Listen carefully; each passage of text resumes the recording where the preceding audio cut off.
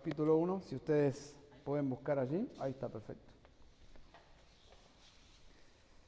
Es una serie que estamos viendo en nuestra iglesia ya hace algunos domingos y me pareció oportuno compartir con ustedes los primeros 3 versículos.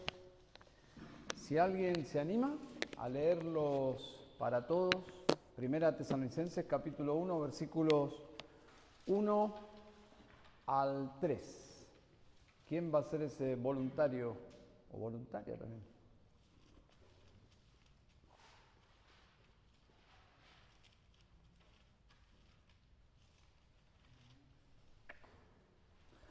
Pablo, Silvano y Timoteo, a la iglesia de los tesalonicenses, en Dios Padre y en el Señor Jesucristo. Gracia y paz sean a vosotros, de Dios nuestro Padre y del Señor Jesucristo. Damos siempre gracias a Dios por todos vosotros, haciendo memoria de vosotros en nuestras oraciones, acordándonos sin cesar delante del Dios y Padre nuestro de la obra de vuestra fe, del trabajo de vuestro amor y de vuestra constancia en la esperanza de nuestro Señor Jesucristo. Muchas gracias. Un comentarista bíblico, acertadamente creo, dice que esta es una carta pastoral porque Pablo está pastoreando a la iglesia a la distancia. Algo que nosotros experimentamos en pandemia, al no poder reunirnos, muchas iglesias eran guiadas, pastoreadas, enseñadas por la palabra de Dios a distancia. Nos apropiamos de la tecnología para comunicar la palabra de Dios a distancia. Bueno, en esos días la tecnología eran las epístolas. Y las epístolas no llegaban ni por correo, ni por avión, ni por bus, llegaban por personas de confianza. Era depositar una carta en manos de una persona de confianza, un amigo, y en el caso de la iglesia, los apóstoles que mayormente escribían las epístolas para las iglesias tenían que encomendar esas cartas a personas de suma confianza, porque era la palabra de Dios. Entonces, Pablo está enviando esta carta a esta iglesia que humanamente había quedado como huérfana. ¿Por qué?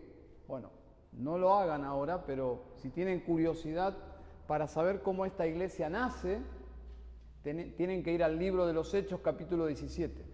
Pablo llega a esta ciudad con un equipo misionero, eran 3, que son los nombres del versículo 1. A ver si alguien identifica quiénes son los 3. Pablo más Silvano o Silas y Timoteo. Llegan a esa ciudad, predican el evangelio y Dios salva a un grupo de personas que se transforma en una iglesia.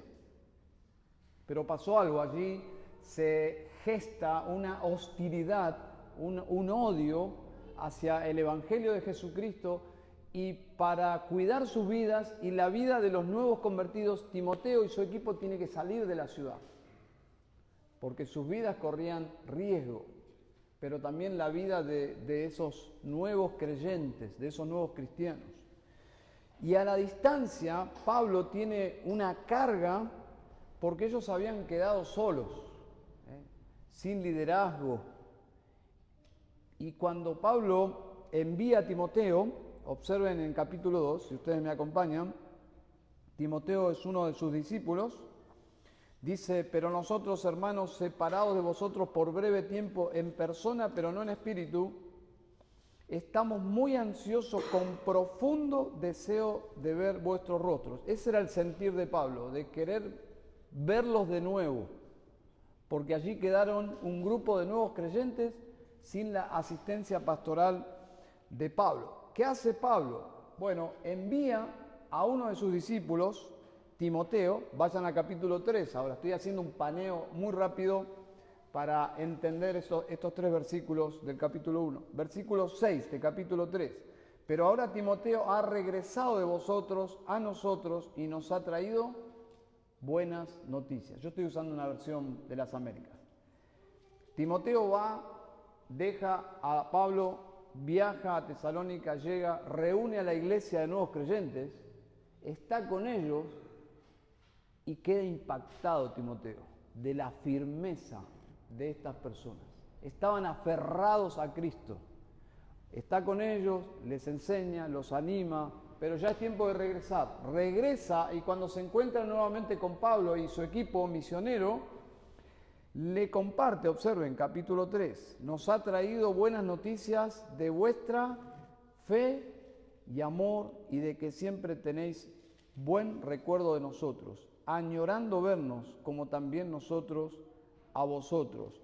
Por eso, hermanos, en toda nuestra necesidad y aflicción, fuimos consolados respecto a vosotros por medio de vuestra fe, porque ahora sí que vivimos si vosotros estáis firmes en el Señor. ¿Cuál es la buena noticia? Que este grupo, este rebaño de nuevos cristianos estaba firme. Pablo, nosotros decimos aquí en Argentina, el alma se regresó al cuerpo, ¿no? Pablo como que revivió, dijo, wow, no puedo, estaba tan impactado de que estos nuevos convertidos estén firmes, porque literalmente los dejó y tuvo que salir de la ciudad. Y cuando escucha estas cosas, ahora sí vamos a capítulo 1, dice en el versículo 1, los saluda y comienza en el versículo 2 como una expresión de gratitud a Dios. Pablo agradece a Dios por la vida de estos nuevos creyentes. Yo recuerdo cuando tenía 18 años, una iglesia que luego fue mi iglesia, me invitó a un campamento de jóvenes. Llevaban un micro de jóvenes a jugar al fútbol y otros deportes, vóley, etcétera, etcétera. Yo era un adicto a las drogas, nadie sabía, obviamente. Yo subí al micro, nadie me conocía, fui al campamento cristiano, allí escuché el evangelio, volví a mi casa, me encerré en un cuarto y empecé a leer la Biblia, y el Señor me salvó. Como 3, 4 semanas más tarde, tocan el timbre y eran 2 o 3 líderes de la iglesia que me había llevado al campamento. Tocan el timbre, está un fulano de tal, sí soy yo. Pasan y cuando yo comienzo a contarles que leyendo la Biblia me había convertido, ellos se emocionaron. Se emocionaron, no podían, porque el único convertido de todo ese micro, de todo ese trabajo que habían hecho para llevarlos, para que escuchen el evangelio, el único que se había convertido era yo, que ni siquiera me habían invitado yo. Yo fui como el último que me agregué, porque un invitado de un invitado me invitó. Y finalmente fui el único que me convertí. Ellos estaban emocionados. Yo creo que esa es la atmósfera de la carta. Pablo está emocionado por la obra que Dios había hecho en esta ciudad, en la vida de estas personas. Y menciona algo que se llama triada. Triada es decir, 3 cosas, 3 virtudes que hacían que Pablo estuviese seguro que Dios había obrado en estas personas. En el versículo 4 dice Pablo, nosotros sabemos, eso habla de convicción, sabemos que Dios los eligió a ustedes.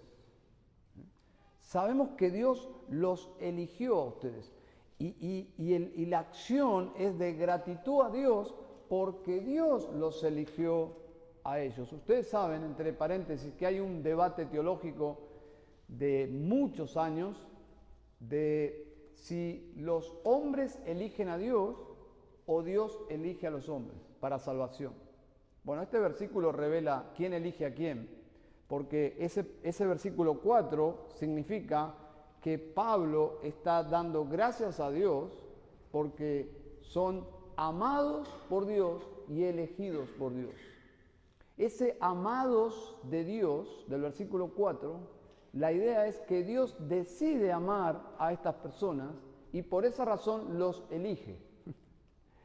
Ese verbo amados es pasivo, es decir, ellos no hicieron nada, para ser amados de Dios. Dios decidió amarlos.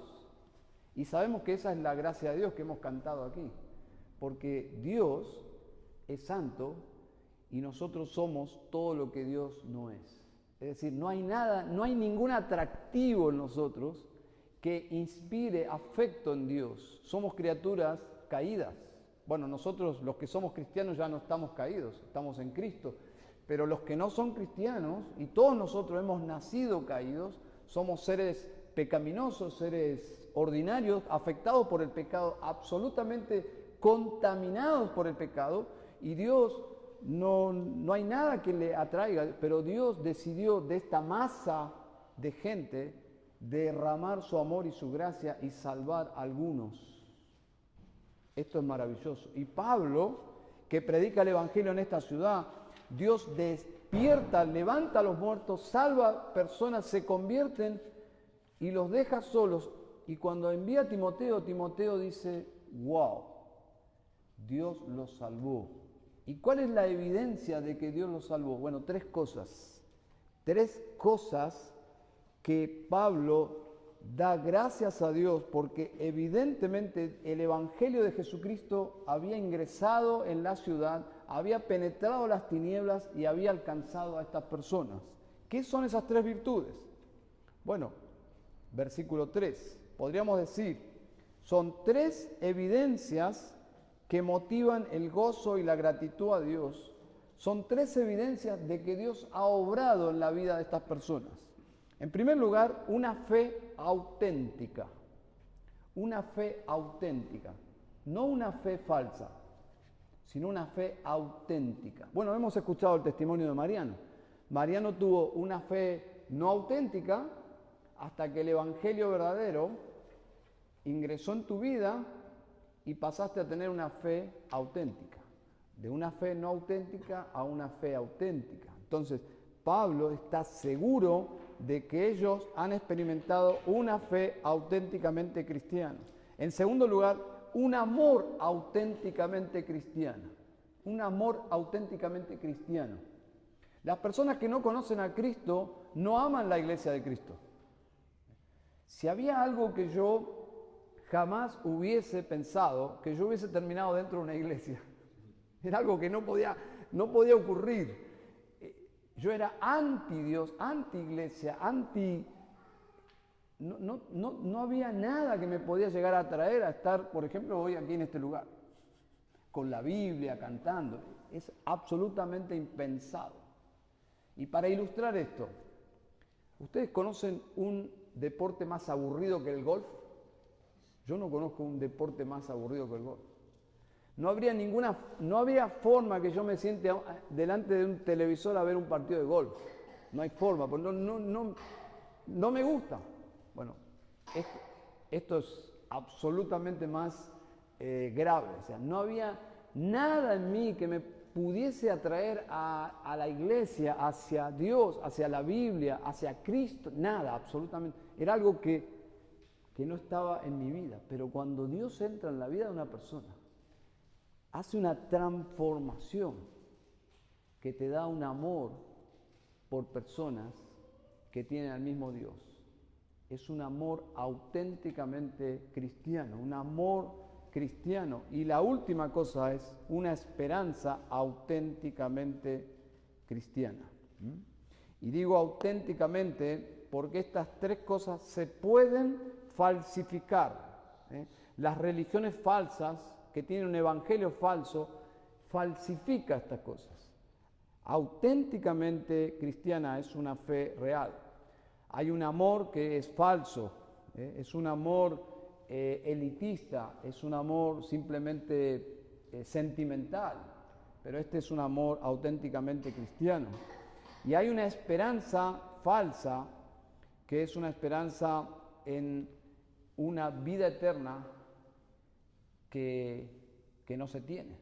Pero cuando la esperanza es auténtica, hay una certeza de que si uno parte de este mundo, va con el Señor. Y estas personas tenían estas tres cosas. Estas tres cosas, como una tríada, es lo que Pablo da por un hecho que Dios está en la vida de ellos. Versículo 3, les recordamos constantemente delante de nuestro Dios y Padre a causa de la obra realizada por su fe. ¿Qué quiere decir esto? Que la fe verdadera produce una obra. La fe verdadera produce una transformación. Eso es lo que significa la obra realizada por su fe. Es decir, el verdadero evangelio transforma a las personas. Eso significa. Y Dios transformó a estas personas. La fe verdadera convierte a las personas. Ellos, dice en el versículo 10, se convirtieron de los ídolos a Dios. Capítulo 1, versículo 9, versículo 9 de capítulo 1. Dice, ¿cómo os convertisteis de los ídolos a Dios? Esa es la fe. Luego dice, para servir al Dios vivo y verdadero, ese es amor, y esperar de los cielos a su Hijo, esa es la esperanza. Tres cosas que si están en la vida de una persona es porque Dios ha transformado a esa vida. ¿Saben?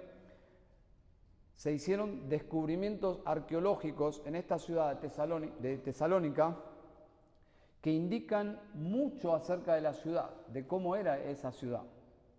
Y esos descubrimientos indican que esta ciudad era sumamente ocultista, es decir, practicaban cultos esotéricos. Inclusive las monedas promovían cultos diabólicos. Era una ciudad oscura, una ciudad absolutamente en oscuridad, hasta que el Evangelio ingresó en la ciudad. Y este puñado de personas se convirtieron de los ídolos a Dios. Es en nuestra cultura, podríamos decir, personas adorando lo que no deben adorar, lo que la Biblia prohíbe adorar. Uno de los 10 mandamientos es que no podemos adorar absolutamente a nada ni a nadie que no sea Dios mismo. Eso es idolatría. Llámenle santo, Gauchito Gil, la Virgen, lo que sea, San la Muerte, lo que sea. Bueno, esta ciudad estaba inmensa en un culto a ídolos hasta que escucharon el Evangelio de Jesucristo, que los pecadores se debían arrepentir y darse vuelta, eso significa convertirse, dar la espalda al pecado, a los ídolos y venir a Jesucristo y rendirse a Él como único Salvador. Entonces, por esa razón Pablo está agradecido. En el versículo 4 dice, hermanos amados de Dios, sabemos que Él os ha escogido. Sabemos que Él os ha escogido. Entonces, maravillosamente estas personas tenían una fe auténticamente cristiana. Y la evidencia era que esa fe no era una fe muerta, no era una fe que no produce nada. Esa fe se evidenciaba que era auténtica por la obra que había hecho en sus propias vidas. Se convirtieron de los ídolos a Dios. Y eso es maravilloso. Esa es la obra que hace Dios en las personas cuando Él decide salvarlas. Dice la Escritura en 2 Corintios 5:17. ¿Alguien recuerda ese versículo de memoria? De modo, si alguno está en Cristo. ¿Por qué dice si alguno está en Cristo? Porque no nacemos en Cristo. No estamos todos en Cristo. Dice, de modo que si alguno está en Cristo, pero antes de estar en Cristo, ¿dónde estábamos? Estábamos en el mundo, en el pecado y bajo el imperio de Satanás.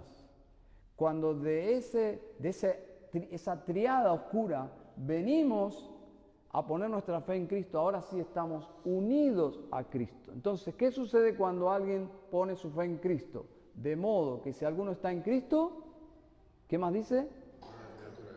Nueva criatura es. Las cosas viejas pasaron y he aquí todas son hechas nuevas. Esa palabra ahí, nueva criatura, literalmente significa que Dios nos hace nuevos.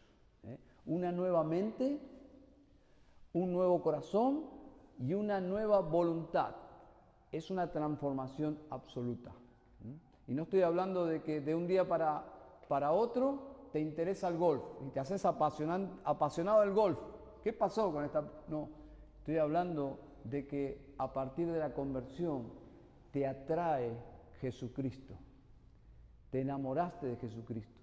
Tenés una mente que necesita entender a Dios por medio de su palabra. Tenés afecto por Dios que nunca antes había estado. Tenés un deseo, una voluntad inclinada hacia obedecer a Dios. Todo eso es nuevo. Todo eso ocurre a partir de la conversión. Y Pablo había observado que estas personas se convirtieron de verdad. De verdad se convirtieron. Por eso Pablo está agradecido en los primeros versículos y da gracias al Señor por la obra de la fe en Cristo, lo que produjo la fe en Cristo en la vida de estas personas. Y luego habla de un amor auténticamente cristiano. Un amor auténticamente cristiano.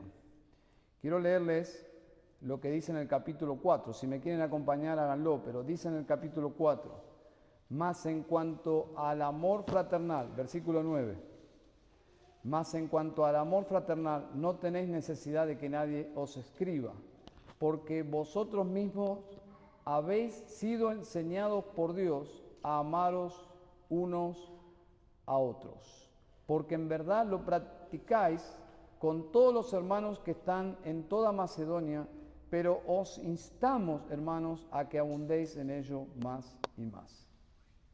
Pablo dice, el poco tiempo que estuve con ustedes, observé que ustedes se aman. Ese amor no viene de ustedes. Ese amor ha sido derramado en ustedes. Ustedes aprendieron a amar a partir de conocer a Dios. No voy a escribirles mucho de esto, ustedes ya saben. Ya entraron en la escuela del amor práctico fraternal, pero abunden más y más. Sigan creciendo. O sea, no desarrollan mucho porque ya ellos estaban practicando el amor. Pero ese amor fraternal, es la razón por la cual Pablo y su equipo están convencidos de que Dios había intervenido en sus vidas. La última vez que estuve en Villa Regina, hablé de 1 Corintios 13. 1 Corintios 13 habla justamente del mismo Pablo, el mismo autor, de la triada que está mencionando aquí. Amor, fe y esperanza. Pero Pablo dice, de los tres, ¿cuál es el más importante? El amor. ¿Por qué? ¿Por qué es superior el amor a la fe y a la esperanza?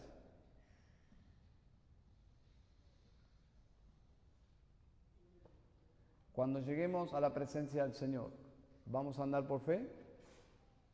O sea que fe, listo, se terminó. Cuando lleguemos a la presencia del Señor, ¿vamos a experimentar esperanza? No, porque lo que esperábamos ahora lo tendremos. Estaremos siempre con el Señor. Pero ¿qué es lo que siempre estará en el cielo? El amor.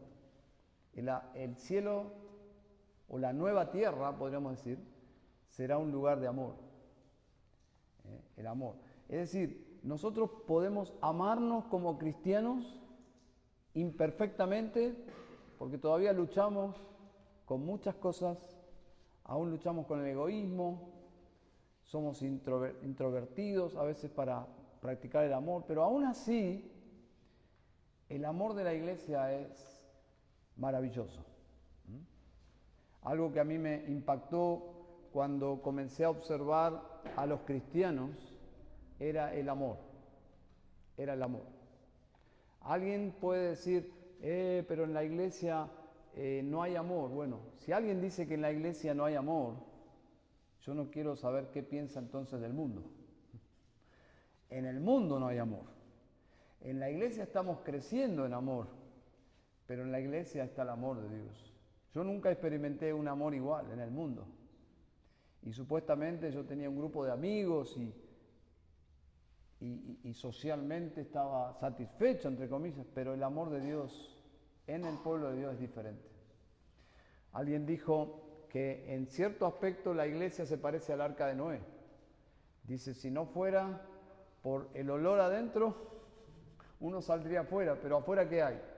Afuera está el juicio de Dios. La iglesia es amorosa, pero seguimos siendo pecadores. ¿Hay problemas? Sí, por eso la Biblia enfatiza mucho el perdonarse, el amarse, el tener paciencia, el orar unos por otros, el animarse, el tolerarse. Todo eso la Biblia no lo esconde. La Biblia lo menciona. ¿Por qué? Porque es parte del amor.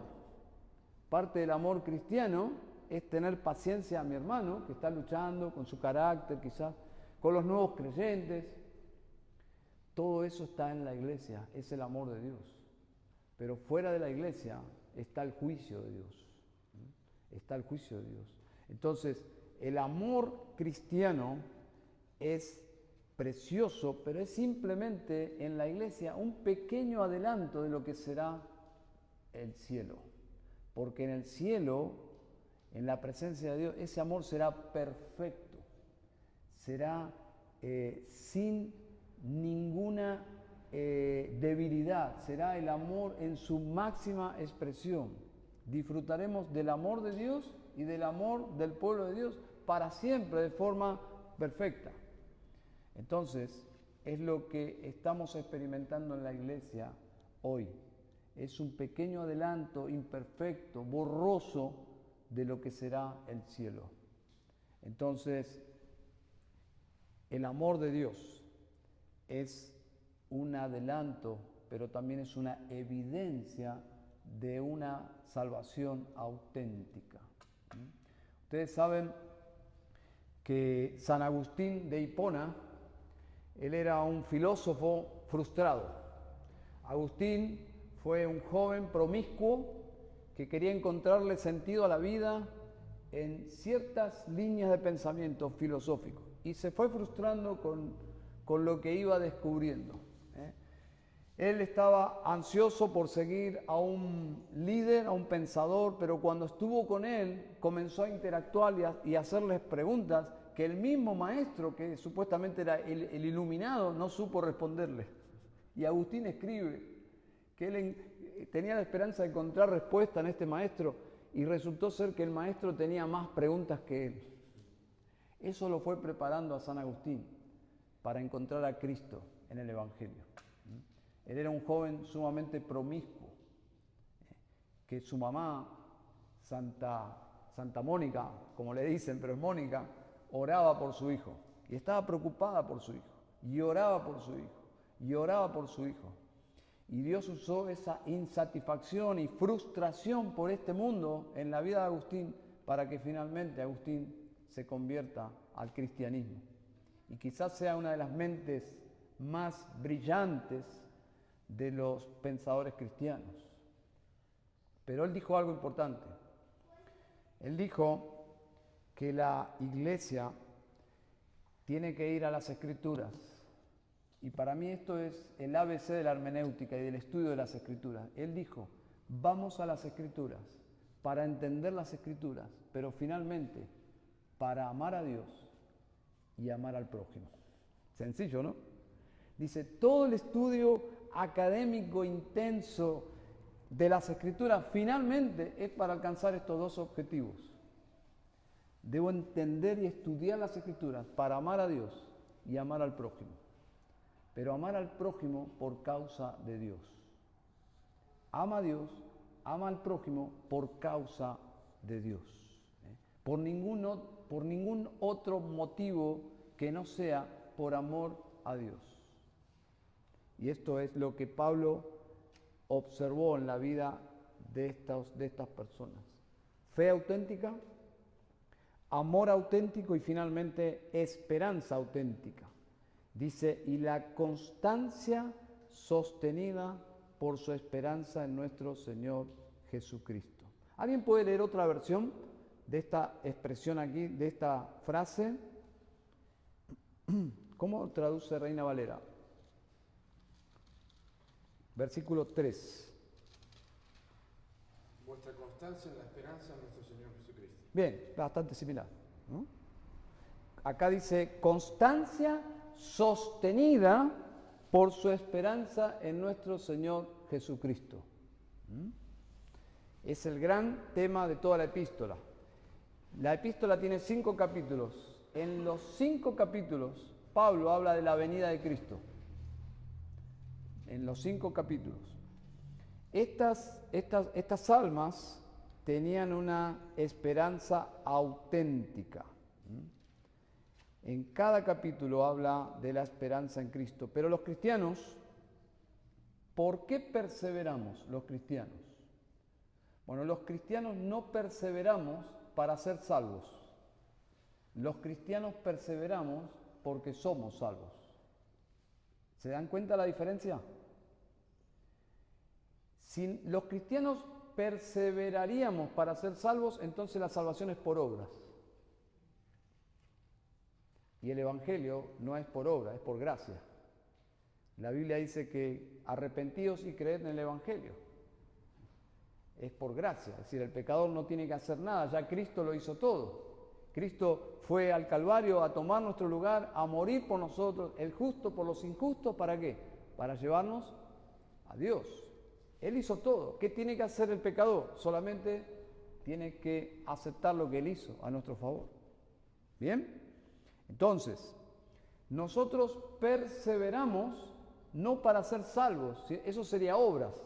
Nosotros perseveramos porque ya somos salvos. La evidencia de que somos salvos es que perseveramos. Cuando había un grupo enorme de discípulos siguiendo a Jesús, Jesús dijo algunas cosas controversiales y la mayoría lo abandonó. Se quedaron unos pocos discípulos, los discípulos, y Jesús los miró y les dijo, ¿se quieren ir ustedes también? ¿Se acuerdan qué dijo Pedro? ¿Qué dijo Pedro? ¿A dónde iremos? ¿A quién iremos? Es decir, el cristiano llegó a una encrucijada en su vida que sabe que más allá de Cristo no hay absolutamente nada sino condenación eterna. El verdadero cristiano no puede dejar a Dios. No puede. ¿Por qué? Porque la Escritura dice que estamos en sus manos. No hay lugar donde un cristiano quisiera ir. Ahora, ¿hay cristianos que lo intentan? Sí. Hay cristianos verdaderos que han intentado abandonar a Dios. Y yo he hablado con algunos, esto no es científico, pero es mi micro investigación. La mayoría de verdaderos cristianos que han querido ir al mundo y darle la espalda a Cristo, dan testimonio de que eso es imposible. Imposible. Ningún cristiano verdadero puede abandonar definitivamente a Cristo. No hay un día, no hay una noche de paz en la vida de esa persona. ¿Por qué? Porque es imposible. Porque fue comprado por Dios y es propiedad de Dios. Y si alguien intentara abandonar a Dios de forma obstinada al punto de que es irreversible, la Biblia dice en Hebreos 12 que está la disciplina de Dios. Y yo creo que personas, verdaderos cristianos, han experimentado la disciplina de Dios, inclusive la muerte. Pero es imposible que un verdadero cristiano abandone a Cristo, se vaya al mundo, se escabulla en este mundo y viva feliz como cualquier otro mundano de este mundo. Imposible. Imposible. Por eso es una doctrina fundamental del cristianismo, una de las tantas, es la perseverancia de los santos. ¿Qué dice esta doctrina? Que los verdaderos creyentes perseveran. Perseveran. Con pruebas, con sufrimiento, con luchas, decepciones, con todo, aún así perseveran. Es lo que Pablo está agradeciendo aquí. La perseverancia en la esperanza. Los verdaderos cristianos saben que cuando esta vida se termine, del otro lado nos espera Cristo. pero tienen una certeza, no es una ilusión, no es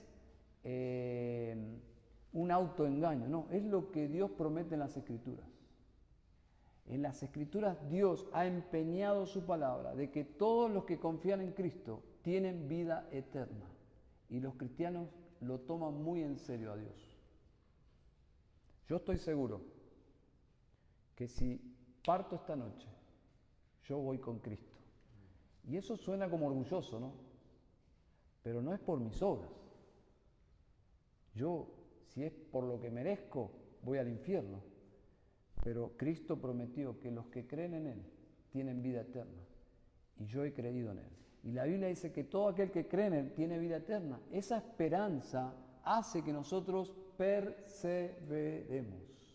Perseveremos. Y es la razón por la cual Pablo está tan agradecido aquí. Entonces, terminando un poco la idea, pensemos en esta tríada: la obra de la fe, tu testimonio, la obra de Dios en tu vida, el cambio de tu corazón hacia Dios, tu quebrantamiento, tu conversión, tu nueva vida, ¿es real? Bueno, en la vida de estas personas es tan real que Pablo está emocionado agradeciendo a Dios por ellos. El trabajo de amor, por amor a Dios, ahora amás la iglesia de Cristo, la familia de la fe. Te comprometes en servir a Dios, en servirle a la iglesia, usar tus dones para edificar a los hermanos, tus oraciones por tus hermanos, tu ministerio, tu participación, todo motivado porque el amor de Dios ha sido derramado en tu corazón. Ese es el amor de Dios, que produce una obra. Cuando el amor de Dios obra en una persona, esa persona es amorosa. Lucha con su egoísmo, sí, como todos, pero el egoísmo no controla totalmente su vida, por lo menos no permanentemente. Ahora Dios está haciendo crecer en esa persona un afecto por los demás, una generosidad que antes no había. Ese es el trabajo del amor de Dios. Y finalmente, la constancia sostenida por la esperanza. ¿Qué tan listo estás para partir con Cristo? ¿Qué tan listo estarías para ir de este mundo? ¿Qué pasaría si supieses que mañana es el día? ¿Sería una tragedia o estarías como expectante porque finalmente llegó el día? Muchas personas se emocionan pensando que van a viajar, van a ir a un lugar hermoso de vacaciones, y a mí me emociona también saber que va a ser un lugar nuevo y lo viste por fotos, pero ahora finalmente vas a estar ahí, en persona. Bueno, la Biblia dice que nosotros los cristianos, que andamos por fe, vamos viendo por fotos cómo será eso, pero llegará un día que vamos a entrar ahí. Y ese Dios con quien interactuamos en oración por la palabra, finalmente estaremos con Él. ¿Es esa tu esperanza? ¿Esa es tu esperanza que si murieras hoy, irías con Él? ¿Con el Señor? Y saben que esto es real, ¿no? Cuando yo prediqué este sermón, terminó el culto y se acercó un hermano que tiene cáncer, que probablemente no viva mucho, no lo sé. Probablemente sí, pero el cáncer es señal que no hay garantías. Y él emocionado, me abrazó y me dijo: qué hermoso saber que cuando esto se termine, me voy con Cristo. Les digo, la presencia de la muerte pone a prueba la autenticidad de la fe. Cuando las personas tienen una fe sintética, no auténtica, la muerte es un buen testeo, es un buen escáner, porque las personas sin Cristo están aterradas porque no tienen esperanza. Y si no están aterradas y no están en Cristo, entonces están ciegos, porque deberían estar aterrados, porque el infierno es real. Si estás sin Cristo en esta noche, el infierno es real. Por eso Cristo vehementemente decía a los pecadores que vengan a Él, que Él es el único que puede salvarlos. En los años 60, un famoso pastor, pero absolutamente liberal, un hereje, él mismo, curiosamente, se llamaba hereje. Él asumía que era un hereje, que iba contra el cristianismo histórico y bíblico. Realmente era un provocador. Él se llamaba J.A. Paik. Escribió un libro, un norteamericano, un teólogo norteamericano. Escribió un libro titulado El otro lado. El otro lado cuenta la historia de su intento de comunicarse con su hijo muerto. Su hijo había sido un adicto que se suicidó, producto de su vida desenfrenada. Y él quiso contactar a su hijo difunto a través de un espiritista, de un medium. Y se da un diálogo en una experiencia bastante satánica, porque nosotros sabemos que los espíritus se hacen pasar por los parientes difuntos, porque en realidad son demonios, ¿no? Y bueno, apareció supuestamente este hijo personificando a su hijo, a un demonio personificando a su hijo. Y una pregunta que le hizo Paik a su hijo supuesto fue la siguiente: ¿se habla mucho de Cristo del otro lado? A lo cual responde la voz: no, por aquí no hablamos mucho de Él. Esa es la mentira más horrible y satánica y todos los sinónimos despectivos que puedas escuchar. Porque el cielo se trata de Cristo. Sin Cristo no hay cielo. La Biblia dice que nosotros disfrutaremos de adorar amistosamente y reverentemente y sumisamente a Cristo nuestro Salvador por los siglos de los siglos, y nuestro gozo es sin fin, es decir, nunca alcanzaremos el clímax de gozo, porque nuestro gozo se irá aumentando a medida que pasen los siglos de los siglos de los siglos. Jamás existirá un día donde nosotros podamos decir que Dios ya nos aburrió, que a Dios ya lo conocemos. No, porque Dios es infinitamente adorable y lo adoraremos por los siglos de los siglos, y simultáneamente nuestro gozo aumentará por los siglos de los siglos a medida que lo vayamos conociendo. Este demonio dijo: no hablamos mucho de él aquí. Nosotros tenemos la esperanza cristiana que cuando partamos de este mundo iremos con Él. Iremos con Él. Aquel que abandonó la tumba a los 3 días y que cuando se presentó a los discípulos, ellos quedaron, porque no es normal que los muertos resuciten, ¿no? Ellos quedaron impactados. Uno de ellos dice: si yo no lo toco, no creo. Jesús le dice: ven, Tomás, tócame. Un espíritu no tiene cuerpo.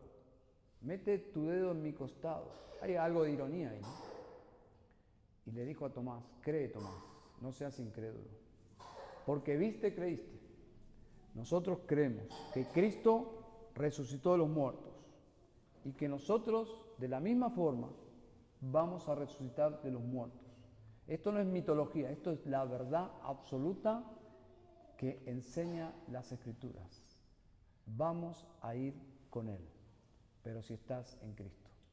Si no estás en Cristo, la Biblia también enseña que irás a un juicio final, donde allí quedarás expuesto como culpable, donde se revelará todas las evidencias de tu culpabilidad y tus pecados, y finalmente el veredicto será condenación. Ahora, ¿Qué pasa con los cristianos? Que somos absolutamente pecadores como el resto. Bueno, nuestro legajo, donde aparecían todos nuestros pecados, tienen un sello que dice pagado. ¿Quién pagó por los cristianos? Cristo Jesús. Pero no es suficiente. Se necesita otro legajo que diga que nuestra justicia es perfecta. Y ahí aparece el legajo de cada cristiano donde dice justicia perfecta. ¿Quién puso esa justicia perfecta en nuestros legajos? Cristo.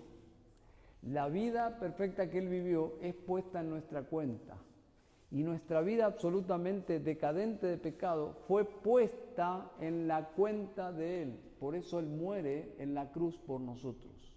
Por lo tanto, lo que hemos cantado, no sé si fue ahora o a la mañana, hoy, ¿no? Glorioso intercambio.